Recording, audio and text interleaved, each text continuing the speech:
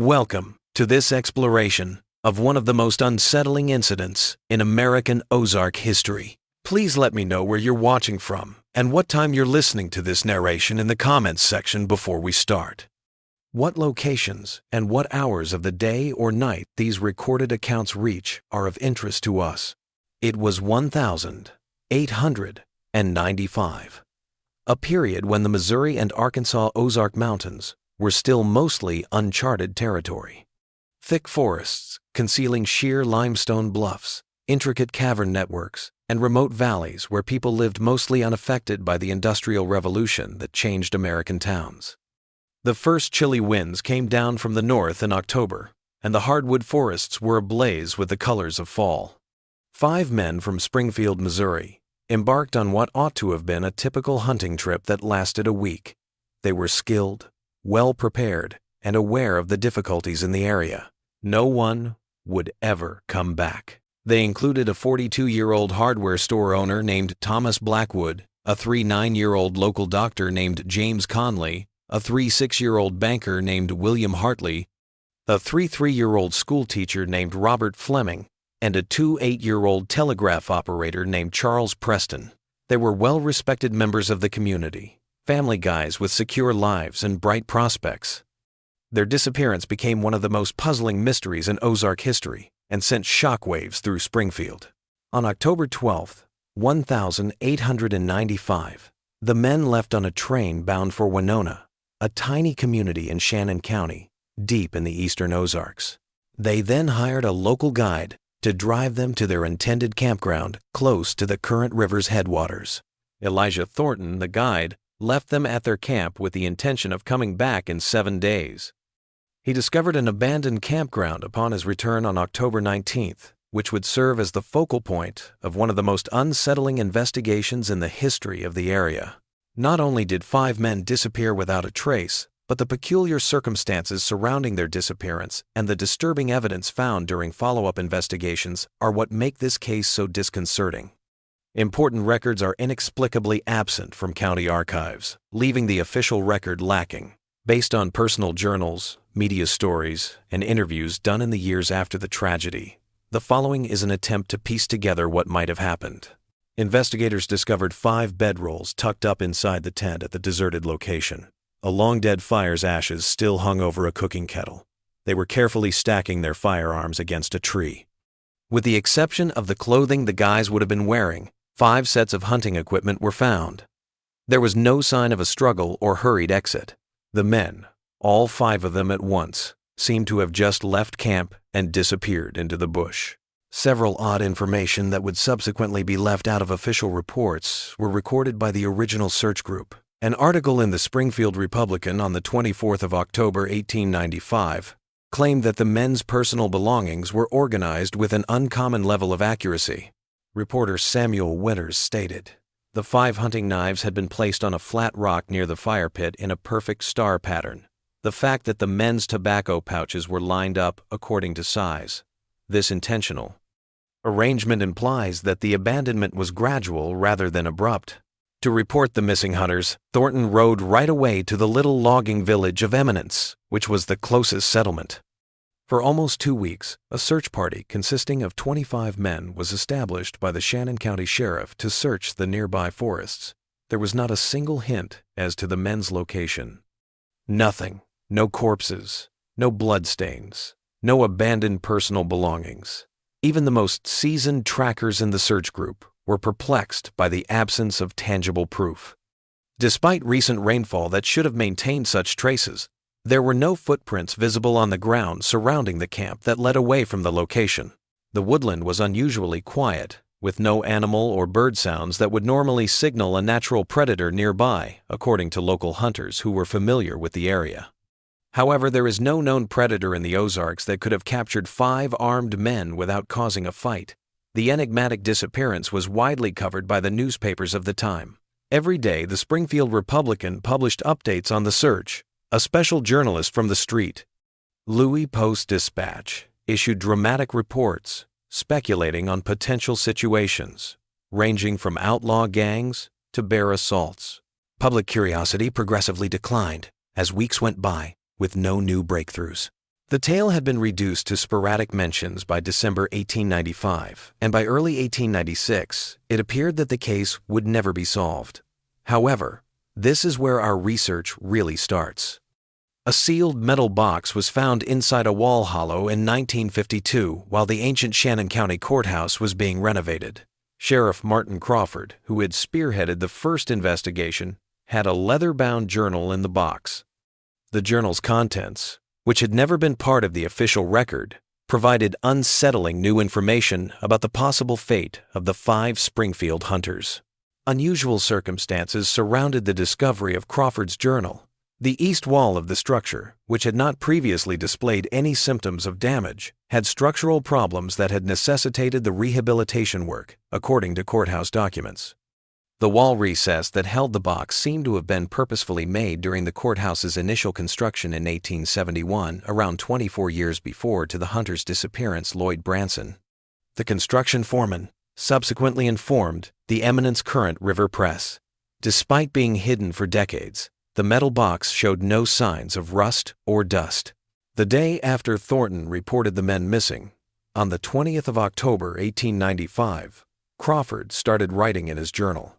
The earliest entries outlined common search practices, such as recruiting volunteers, creating search grids, and speaking with possible witnesses. However, the entry's tone drastically changes on October 25th. The journal describes the markings in clinical detail, parallel lines, about 4 inches apart, pressed deep into the soil. Crawford writes, "Found strange markings today, half a mile northwest of the campsite, unlike anything I've seen before. Not animal tracks, not human footprints. The men refused to go near them. Something not right about this place. Not constant, but coming and going at random times, as though whatever caused them to switch between moving on the ground and written in another place. There is no obvious cave entrance or path at the base of a limestone bluff where the lines end, but the rails just stop there, as though they were going on through solid rock." The entry the next day is much more unsettling. "Thornton took me to a cave system not marked on any maps. Says the locals avoid it.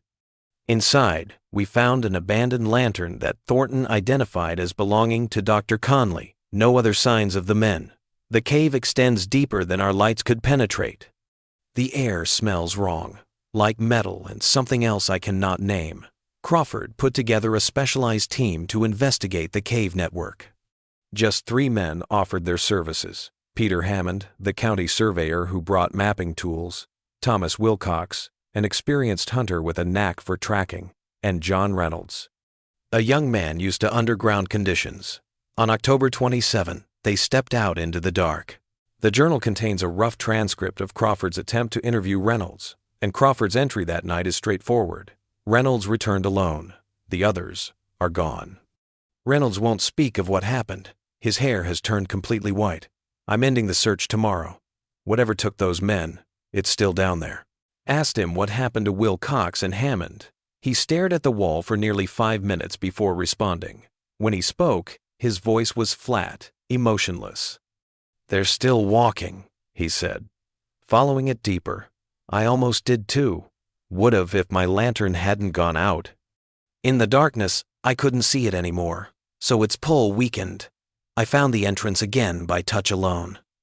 When asked what it was, Reynolds began to shake uncontrollably. He would say nothing more. Crawford's meeting with county officials is detailed in the following note, which was made on the 29th of October, 1895.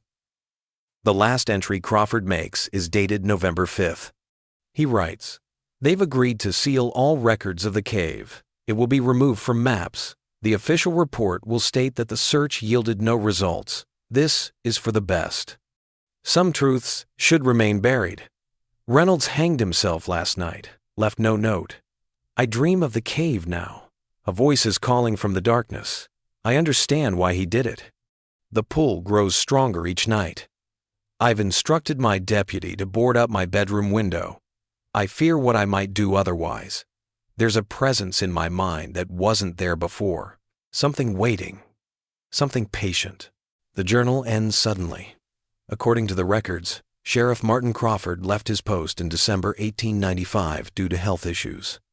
In private correspondence, the attending physician mentioned that Crawford had been admitted to a sanitarium after repeatedly trying to travel east toward Missouri for reasons he could not or would not explain. He later moved to Colorado and passed away 3 years later from what was officially documented as nervous exhaustion. There was a brief resurgence of interest in the case after Crawford's journal was discovered in 1952. Michael Harrison, a reporter for the Springfield News Leader, started looking into it.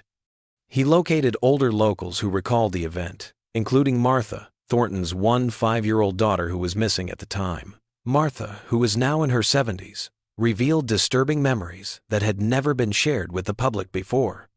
Martha said that what her father had discovered at the hunter's tent had severely troubled him. He wouldn't talk about it much, she stated to Harrison, but once, when he'd had too much whiskey, he told me there had been a 6th bedroll in the tent and 6 sets of gear. But only 5 men had gone on that hunting trip. There are troubling questions raised by this discovery.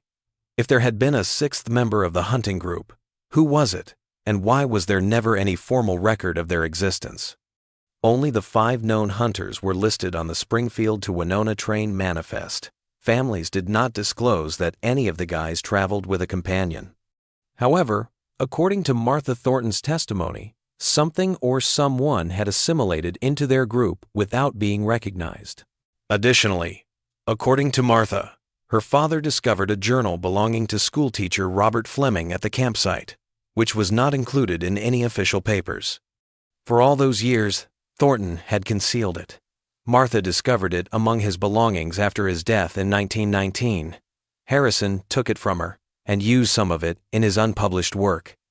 The sole first-hand description of the hunting party's last days can be found in Fleming's journal entries. Typical hunting and camp activities are described in the early entries. On the 14th of October, Fleming writes, "Strange sounds in the forest last night. Not animal, not human. Blackwood thinks it might be wind in the caves. Conley disagrees. Whatever it is, it's keeping us awake." The story goes on. Preston seems most affected by the sounds. He sits facing the forest for hours, listening. When asked what he hears, he says it's like a conversation, just beyond comprehension, as if the sounds almost form words. Hartley suggested it might be water echoing through the cave systems known to honeycomb these mountains. That explanation satisfies most of us, though Conley remains skeptical. October 15th. Preston insists someone is watching us from the tree line. We've seen no one, but game has become scarce. Hartley suggested moving camp, but Blackwood refuses. Says we're overreacting to normal forest sounds. The tension among us grows. At dinner, Conley and Blackwood had a heated argument about the purpose of our trip. Blackwood insisted we came solely for hunting, while Conley referenced the real reason without elaboration. The others grew uncomfortable and changed the subject. I'm beginning to wonder if I was told everything about this expedition before agreeing to join.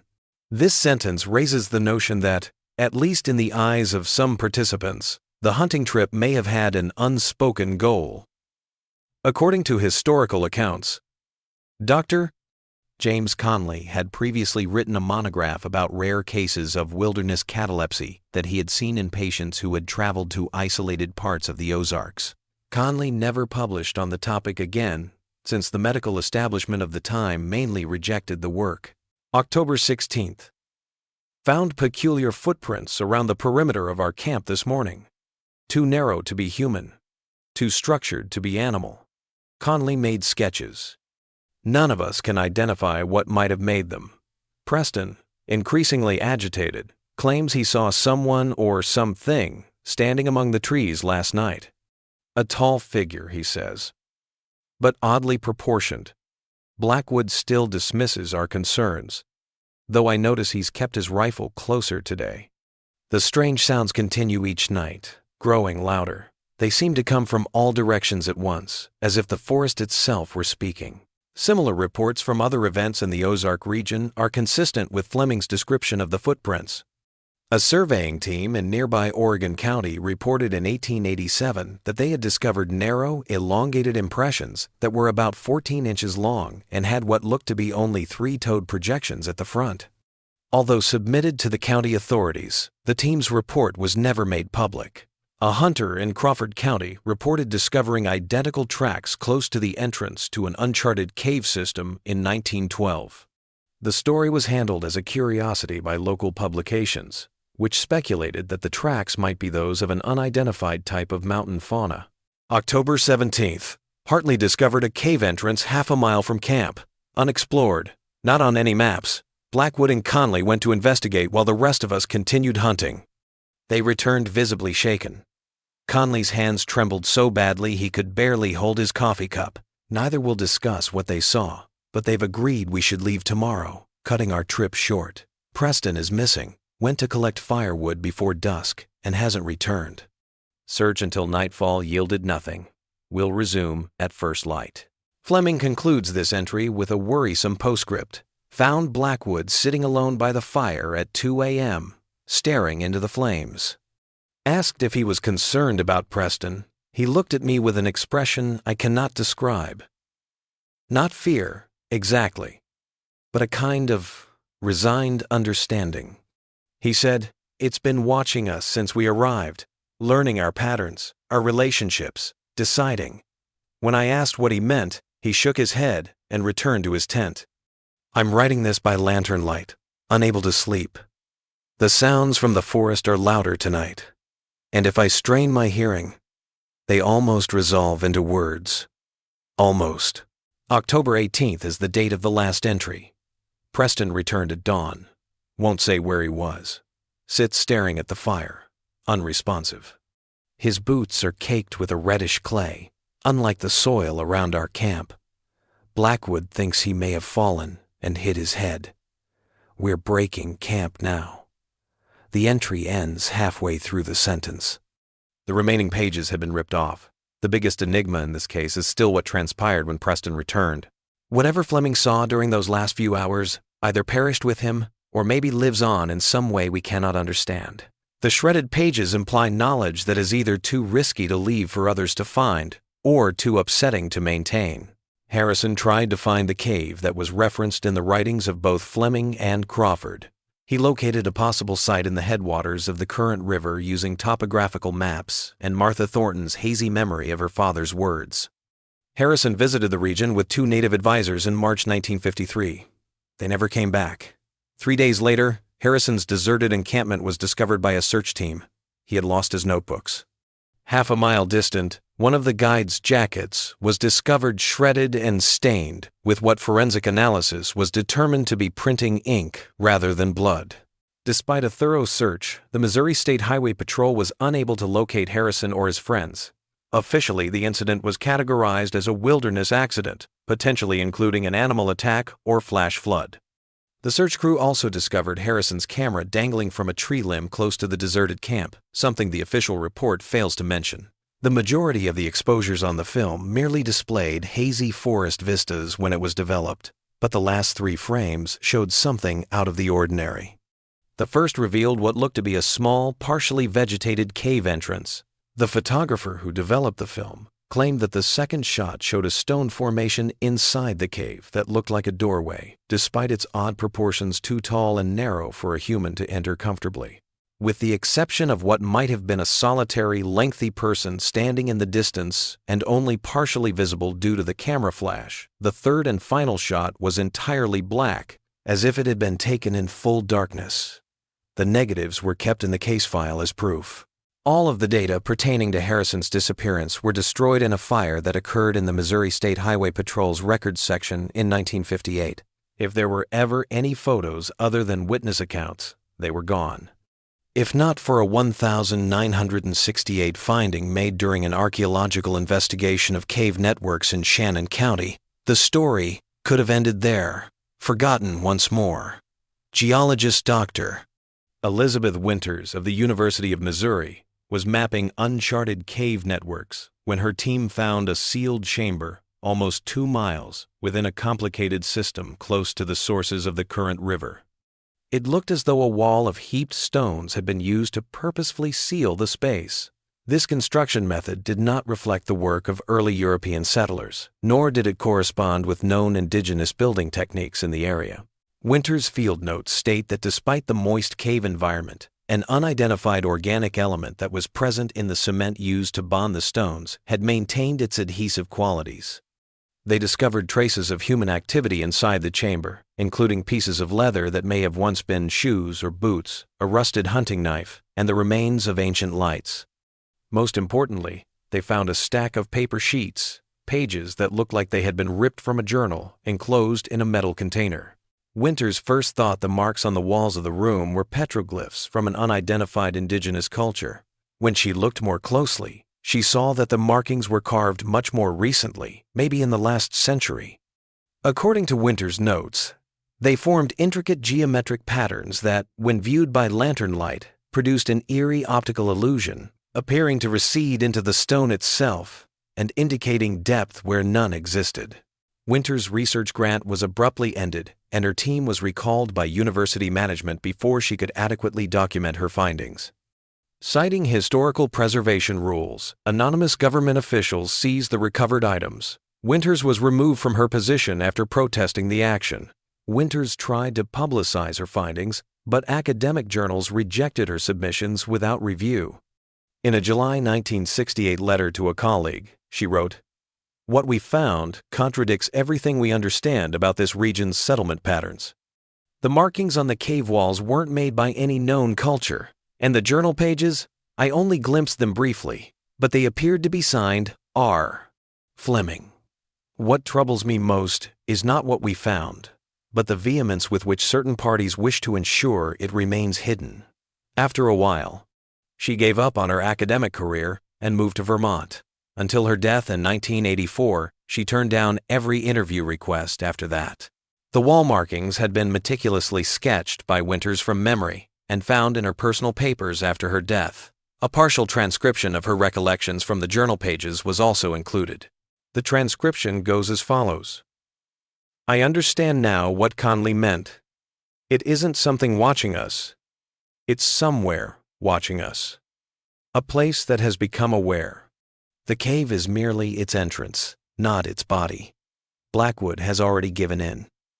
His eyes are empty now. Preston was the first, but Blackwood followed quickly. Hartley resists, but I've seen him staring at the cave entrance when he thinks no one is watching." The rest of the transcription becomes more and more disjointed, with Winters stating she could not remember the precise words. Conley understands the science of it. He called it a dimensional anomaly, a thin point between here and elsewhere. I believe it is simpler than that. Some places are hungry. Some places need to be fed. She ends with an unsettling discovery. The final page I saw appeared to be written in a different hand, more precise, less human somehow.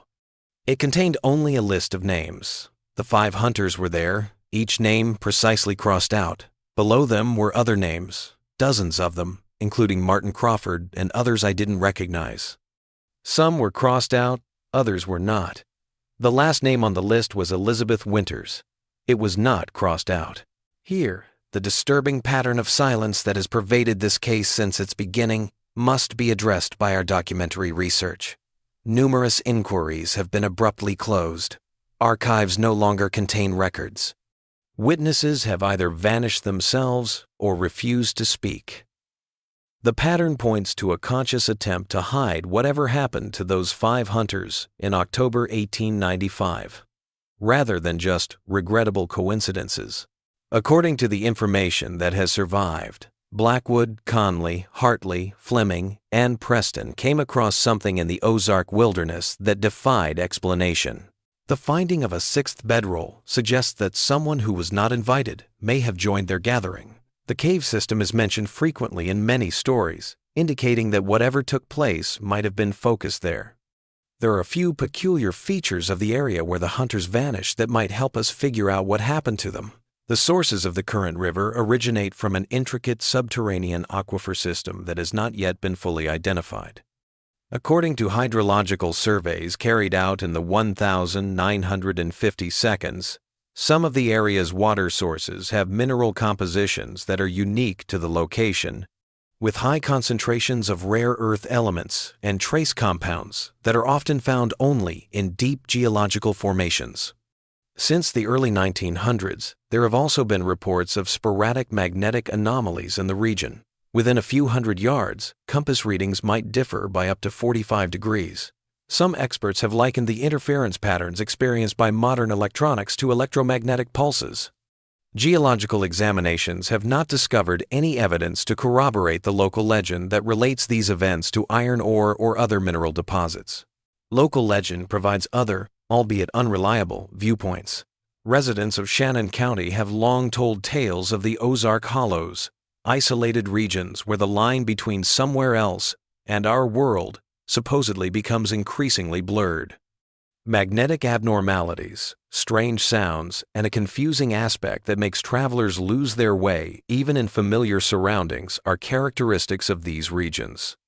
Several generations of Ozark residents describe places where the woods go quiet and time slows down in oral histories collected by the Missouri Historical Society in the 1,930 seconds.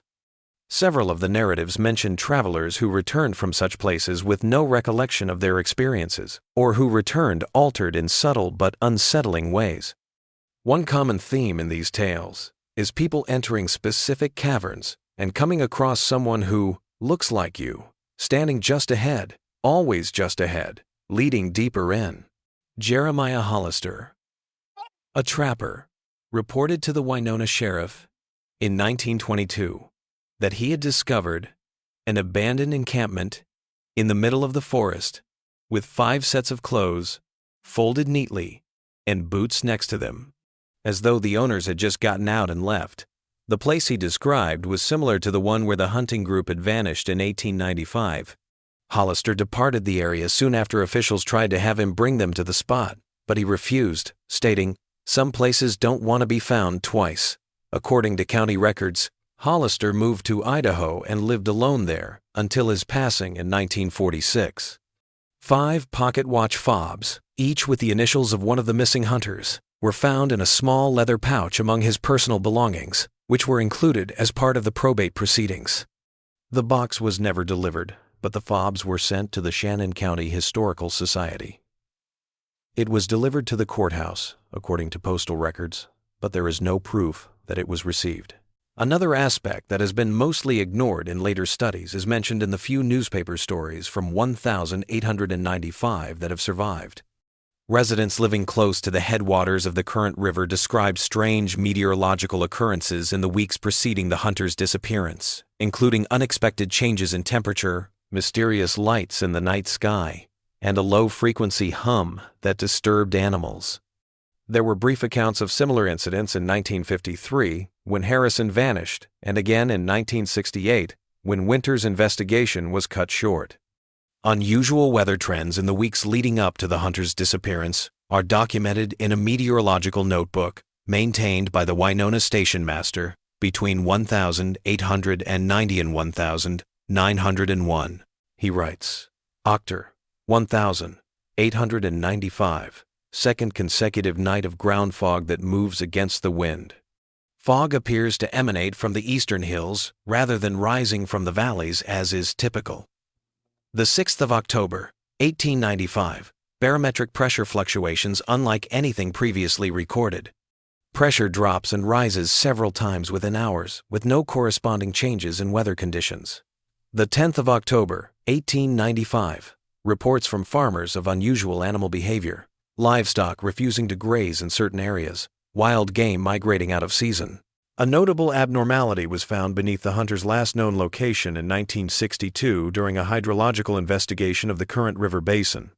Researchers discovered what looked to be a huge room about 300 feet below the surface using early ground-penetrating radar. This chamber was significantly larger than any cave in the area that was known to exist.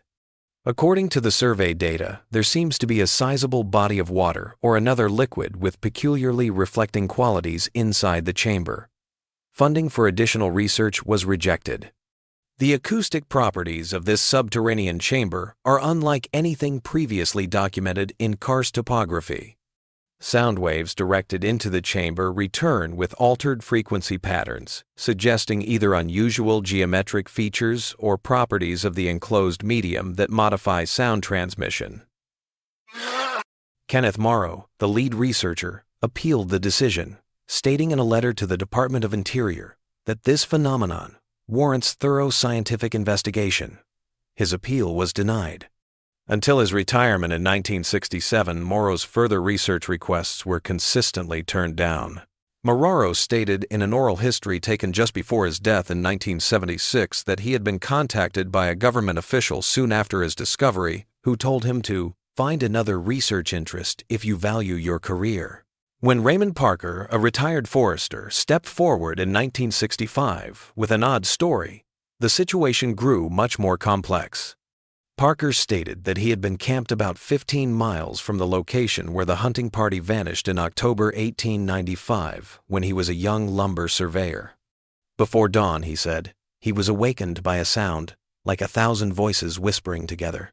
Parker said he saw 5 men marching in single file in the forest clearing in front of him.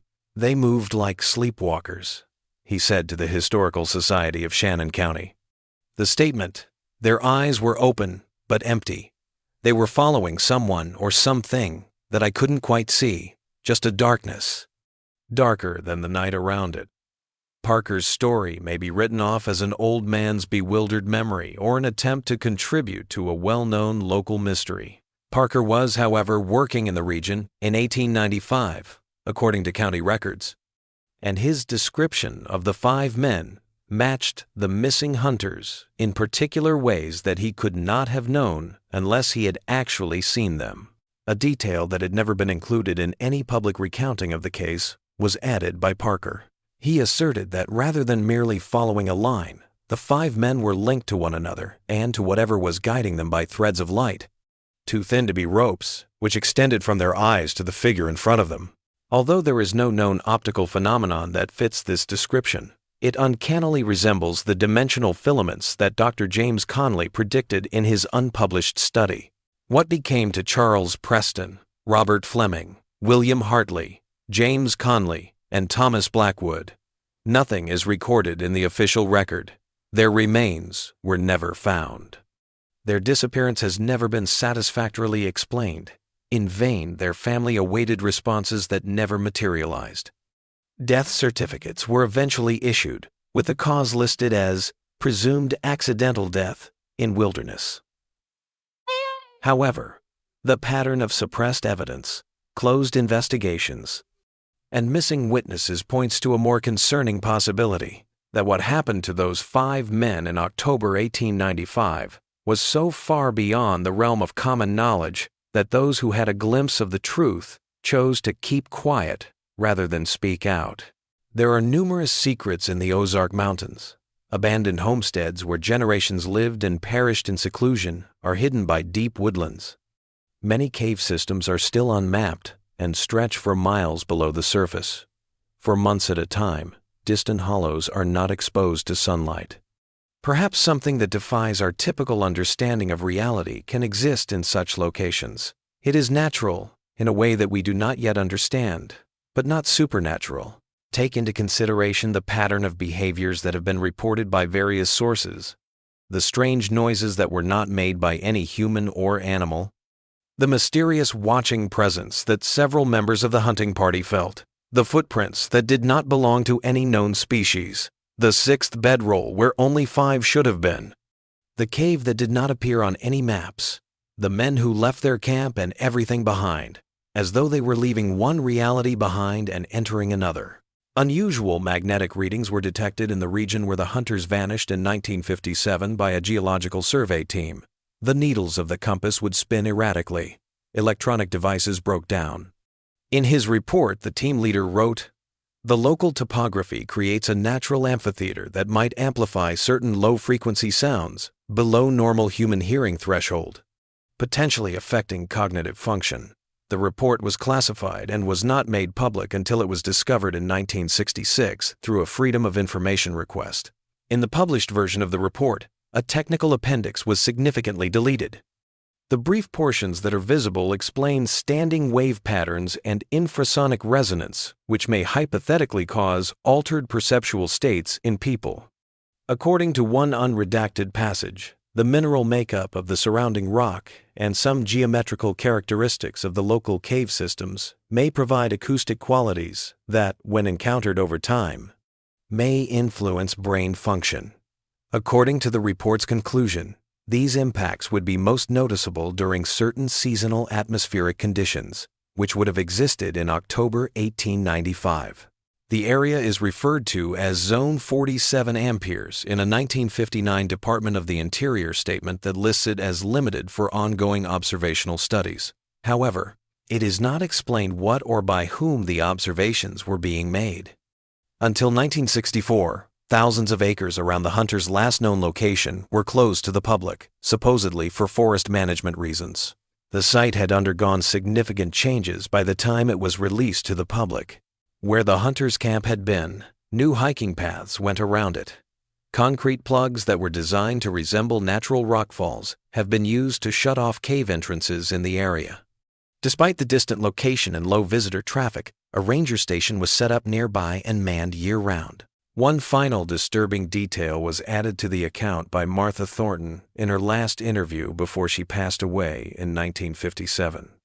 Martha claimed that her father had also stolen a pocket watch that belonged to financier William Hartley from the deserted encampment, which he concealed until his passing.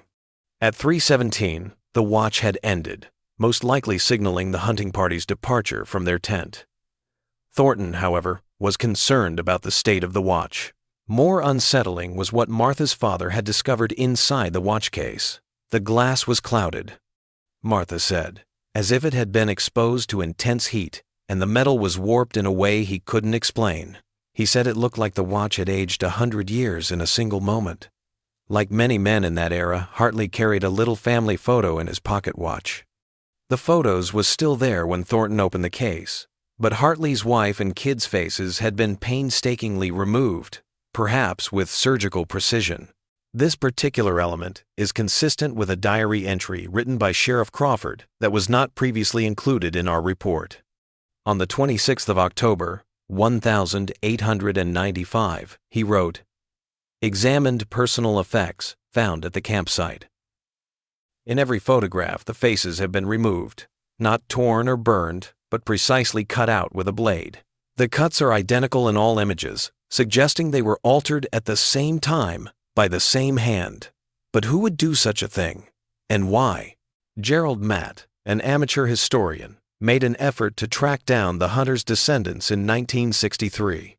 He learned that, in the decades after the abduction, there had been strange trends in the Blackwood, Conley, Hartley, Fleming, and Preston family lines.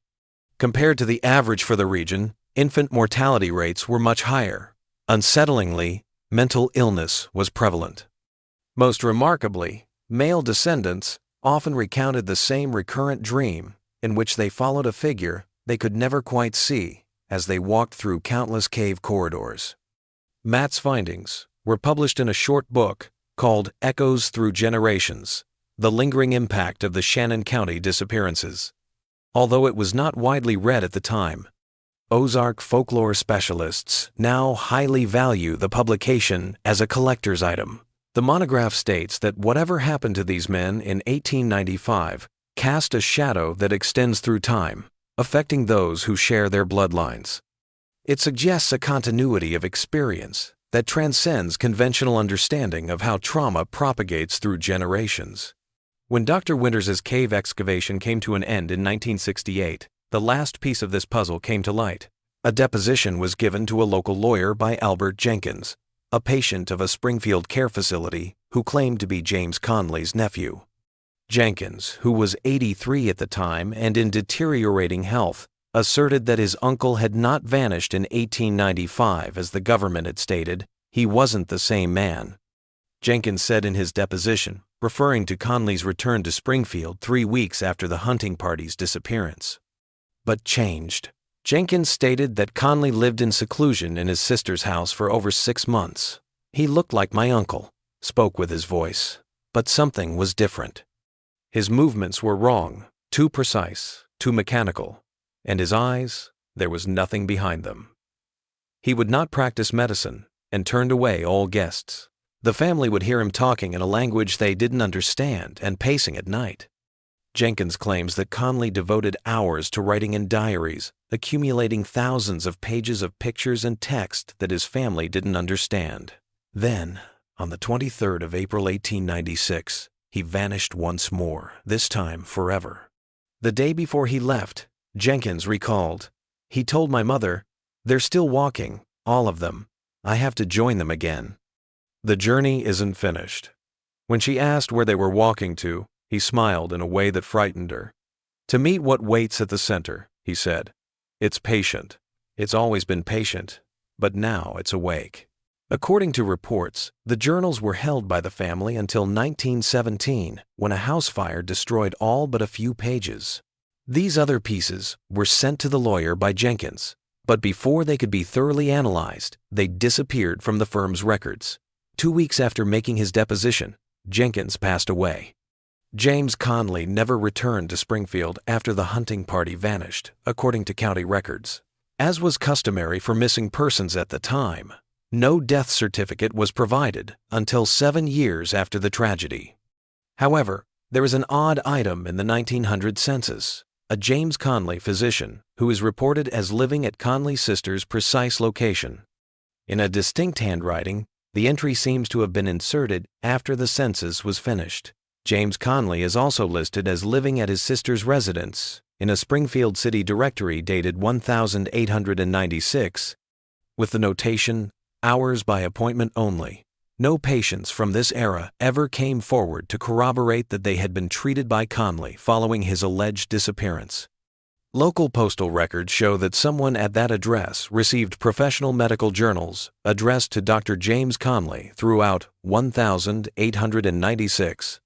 But his sister denied that her brother had returned when interviewed by local newspapers in 1900 about the census discrepancy, calling it a cruel clerical error that had given her false hope. Regular orders of uncommon chemical compounds are sent to the households throughout the same time period, according to a delivery log from a nearby pharmacy.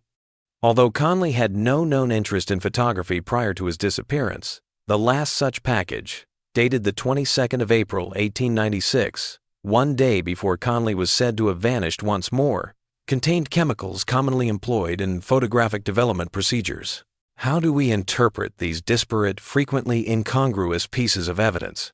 The lack of remains, the abandoned gear, and the numerous witness reports of strange occurrences before and after their disappearance are all ignored by the official story, which holds that the 5 hunters simply got lost in the forest and died from exposure or accident. What options do we have if we rule out the more common ones? According to some studies, there may be pockets of naturally occurring gases in the current river cave system that could cause hallucinations or altered states of consciousness.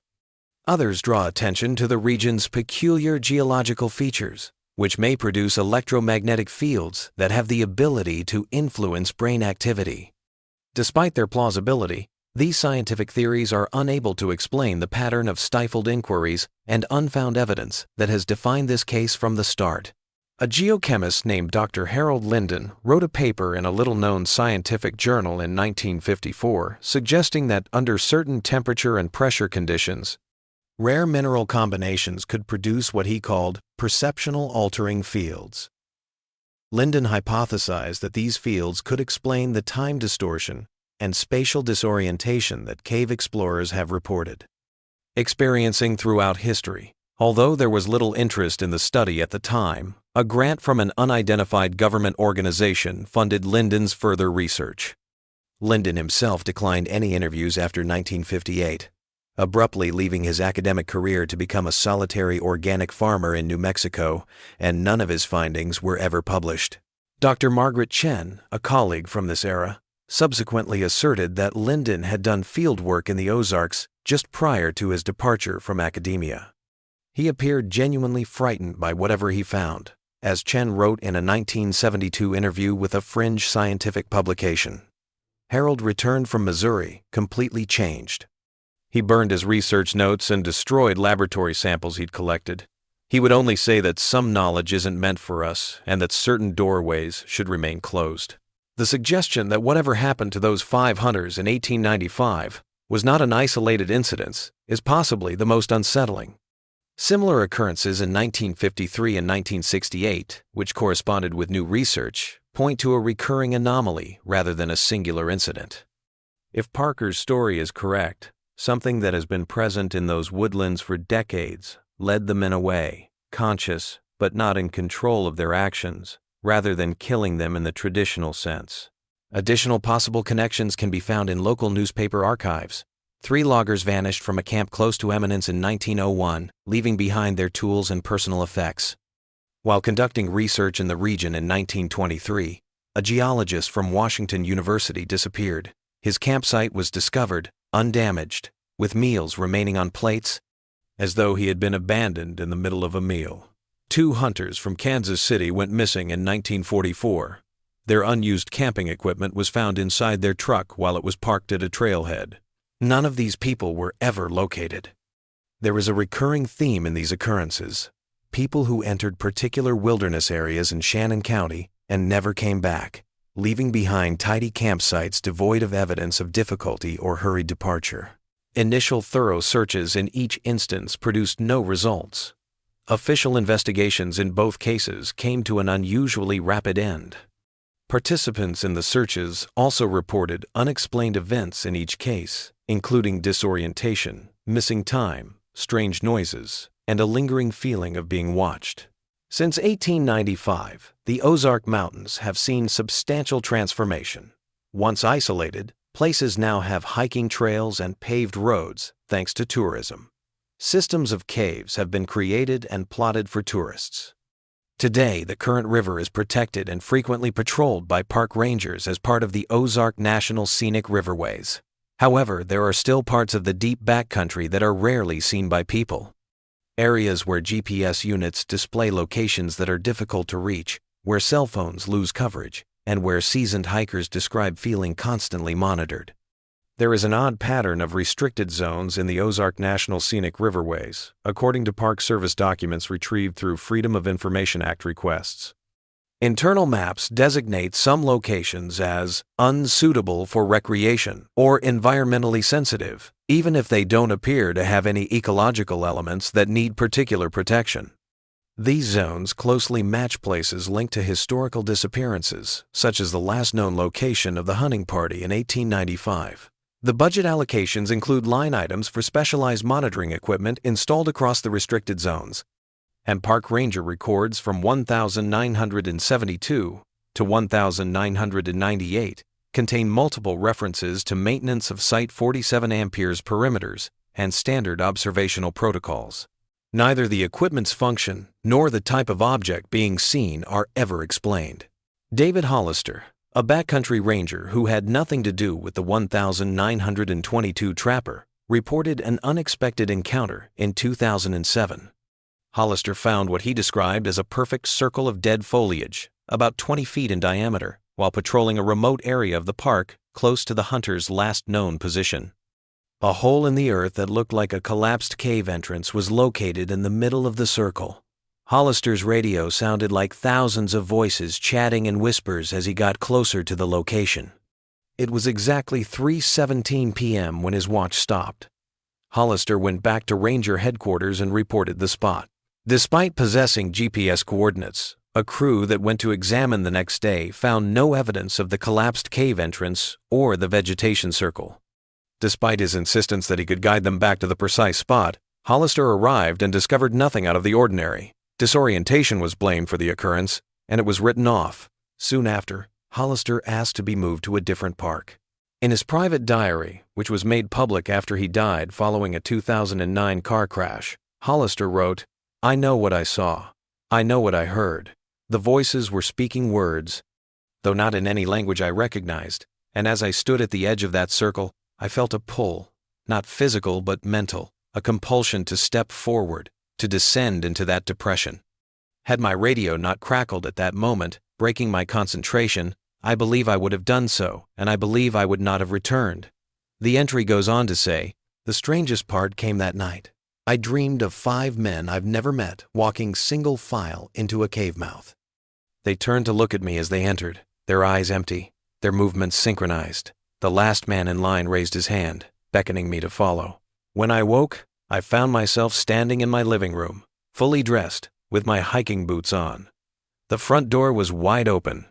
Although few of those reporting such experiences are aware of that historical connection, hikers in the area have reported strange experiences as recently as 2014, including unexplained time lapses, temporary disorientation, and the feeling that someone just out of sight is following them. These reports are concentrated around the area where the 1,895 hunting party was last seen. In 2012, a team of University of Missouri geology students carried out unapproved research in the restricted area. They discovered what looked to be a vast underground system that was not shown on any government maps using ground-penetrating radar.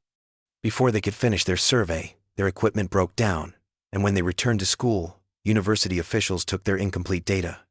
An anonymous student posted on the internet, "What we found doesn't make sense. The cave structure we detected doesn't match normal karst formation patterns. It's too geometric, too regular. It looks almost designed, but it's hundreds of feet underground in solid bedrock, and something about the internal spaces created interference patterns with our equipment that our professors can't explain." The things that have been methodically omitted from the record: the missing journal pages, the lost evidence, the closed investigations. The witnesses who either disappear or go silent remain the most unsettling aspects of this case. This pattern implies a mystery that someone or something does not want resolved, rather than just one that remains unanswered. For the Missouri Historical Review, historian William Gannett made an effort in 1957 to create a thorough report on the 1,895 disappearances. His manuscript was turned down without a reason. In his letters to colleagues, Gannett was perplexed by his lack of access to some public documents that ought to have been easily accessible. Gannett eventually gave up on the project after he received what he described as a visit from two men claiming to represent the State Historical Society. Although they did not provide identification and the society later denied sending anyone, the gaps form a pattern that becomes visible only when you know what should be there but isn't. The guys told Gannett that his research touched on matters of continuing sensitivity and recommended that he devote his historical studies to other areas. "It's as if someone has gone through the archives before me," he stated, systematically removing specific documents while leaving the surrounding material intact. In 1895, 5 hunters disappeared in the Ozark Mountains, leaving behind a town that looked for them, grieving families, and unanswered questions. Their disappearance revealed possibilities that most people would rather not consider, that we still don't fully grasp reality, that wilderness isn't just trees, rocks, and animals, and that some boundaries are uncrossable once they've been crossed. Sheriff Crawford's last diary note before leaving his job may include the most accurate assessment. "Some truths should remain buried, not because we cannot understand them, but because understanding would change us in ways from which we could never return." The area has accumulated more layers of mystery in the decades since the initial disappearances. In 1965, Martha Thornton, who was then in her last years, told an interviewer, "My father never went back to those woods, never hunted again, never spoke of what he found there, except to say that some places in this world aren't meant for us, not because we're unwelcome, but because we're unprepared for what awaits us there." Unusual events have been experienced by several researchers who have tried to look into the case. According to Dr. Dice, Catherine Reynolds, a folklorist who worked in Shannon County in 1979, recordings of her interviews with locals regarding the 1,895 incident would either play back with inexplicable pauses or be completely replaced by what she called a subtle humming, punctuated by what might be words in an unrecognizable language. Reynolds gave up on her research after she experienced what she called missing time, where she was driving on a rural road close to the restricted area and abruptly found herself 30 miles away without remembering the journey. 3 hours are missing. In order to navigate the deeper areas of the Ozark environment, locals have established their own procedures. In 1992, the University of Arkansas Folklore Department interviewed longtime Shannon County households and found recurring behavioral patterns. They completely stay away from some places, especially at dawn and dusk. Before entering isolated regions, they make little offerings at trailheads, such as coins, tobacco, or handcrafted goods. In the backcountry, they never go alone. The lesson they teach their kids is perhaps the most telling of all. Avoid following anything or anyone you didn't enter the woods with, no matter how familiar they might appear. In October 1895, Thomas Blackwood, James Conley, William Hartley, Robert Fleming, and Charles Preston were the 5 men that ventured into the Ozark wilderness. Their remains were never found. We don't know what happened to them. However, something occurred in those mountains that fall that has been seen by others in the decades that have followed, and it still hangs over the old caverns and deep hollows of that ostensibly serene wilderness. Official recommendations advise anyone heading into the Ozark backcountry today to stay on designated trails, stay in touch with others, and get back to civilization before dark. If you hear whispered voices when no one is around, if you feel watched when alone, if you find yourself drawn toward unmarked caves or standing stones, turn back. Some paths are not meant to be followed. Some knowledge comes at too great a price, is another warning that locals may add. This warning has been passed down through the generations. An anonymous park ranger made the following observation in 2015. There are places in these hills where the silence has a quality to it, not peaceful, but expectant, like something is listening to you. The old-timers call them thin places, where the border between here and somewhere else isn't quite solid. Most people feel uncomfortable and leave quickly. Some feel drawn to that silence. Those are the ones we sometimes don't see again. It's possible that the 5 hunters from Springfield discovered this fact too late. Or maybe they made a decision, pursuing a path into the shadows that provided insights beyond the realm of conventional wisdom. We might never find out. The secrets of the forests are kept hidden. There is no sound in the caves. 5 men continue their never-ending journey into the Ozarks' deep forests, chasing a figure they can never fully see down passageways that drop ever lower into an unfathomable blackness. In 1971, an entry from banker William Hartley's journal was found in the Springfield Historical Society's archives, misfiled among tax documents. Dated October 11, 1895, the day before the hunting group left, the single page appears to have been torn from a personal diary. It begins, "Conley believes he has located the source of the phenomena he's been studying. Says the indigenous people avoided certain valleys for reasons their descendants can no longer articulate." Blackwood is skeptical, but interested enough to organize this expedition under the guise of a hunting trip. Preston and Fleming know nothing of our true purpose, nor does my dear Helen. Better they remain ignorant. If Conley is correct, we stand at the threshold of a discovery that will reshape our understanding of natural law. If he is wrong, we lose nothing but a few days in the woods. Either way, I've left this record and my affairs in order. Some instinct tells me we are venturing where few have gone, and from which fewer have returned. One piece of evidence from the initial investigation is still in the Shannon County Courthouse archives. A faded telegraph that Sheriff Crawford sent to the Springfield authorities on the 30th of October, 1895. Below this official text, which is hardly visible and appears to have been added in a hurry, are the words, "They went willingly. God help us all." The text is straightforward. Search concluded. No evidence found. Case closed.